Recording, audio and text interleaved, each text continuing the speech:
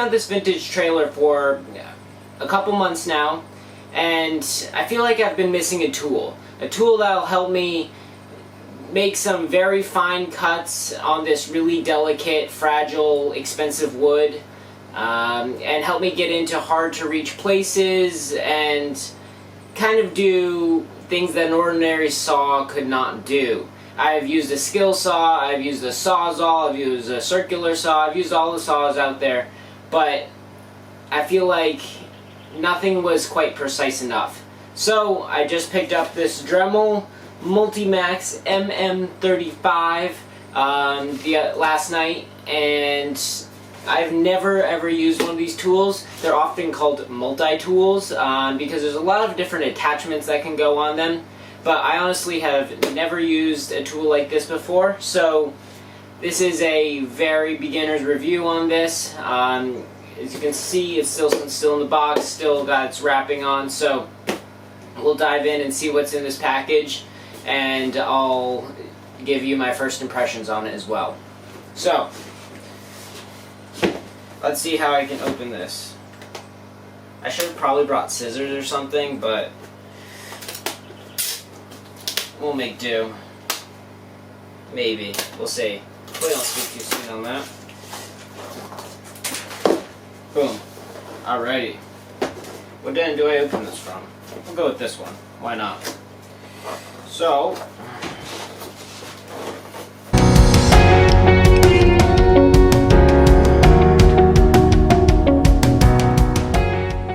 this tool allows you to do a multitude of things, from sanding to grinding to grout removal, any of the above, and probably much more. It's called a multi-tool because the head is interchangeable to a lot of different accessories. So right here I have a cutting blade on here that is used to make very fine cuts in wood, which is exactly what I'm going to be using it for on this 1953 trailer. So I will be cutting into the original birch plywood ceiling. So I want to be very careful with this plywood and any wires that could be hidden anywhere. So I'm making very, very fine cuts with this. Now this is the 3.5 amp one. So there is a 5 amp one, the MX50, but this MX35 should be more than I need. I'm not going to be using this all day, every day for intense cuts.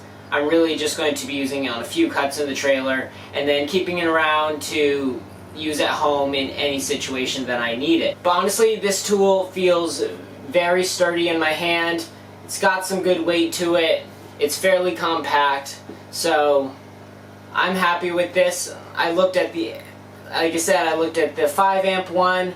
I looked at a few competitors such as the DeWalt's, the Milwaukee's, and other tools like that. Then I also looked at Harbor Freight.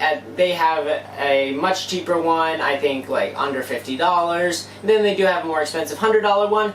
But this one right here came in at $100 with a full accessories kit as well and a travel bag. So that was very nice. I don't think I could go wrong with this. I trust the brand. I have a few other of their tools, so I had no problem going with this tool over a cheaper option.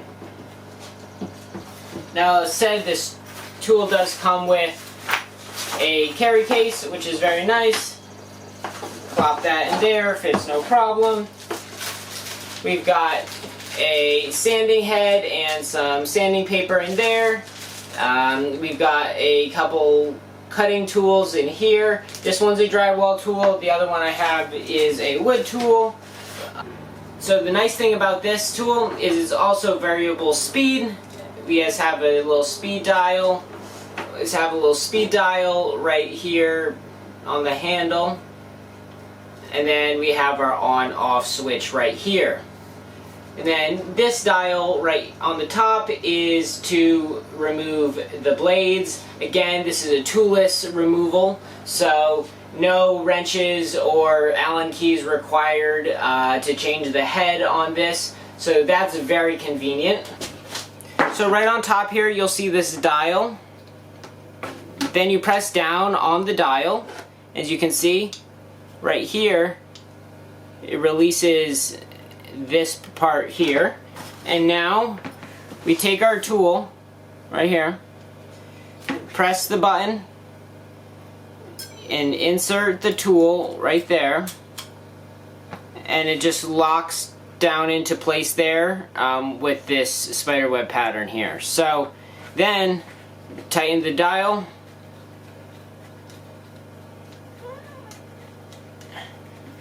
And it's nice and snug. So, let's turn this on and see what it does.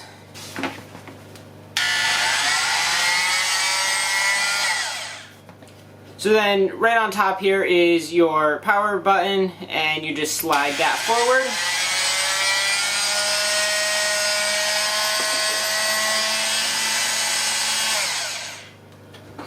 So what I like about this blade here is the marks.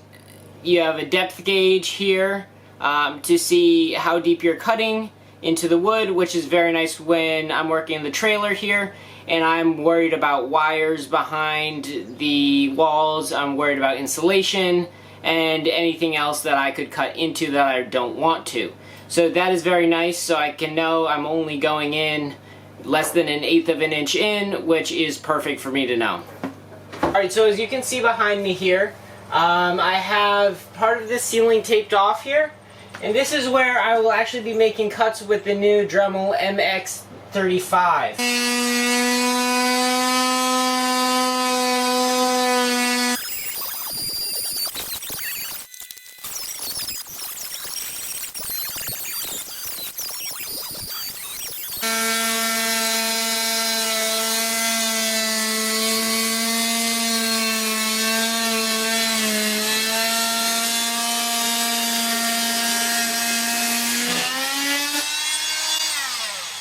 Made quick work of that one.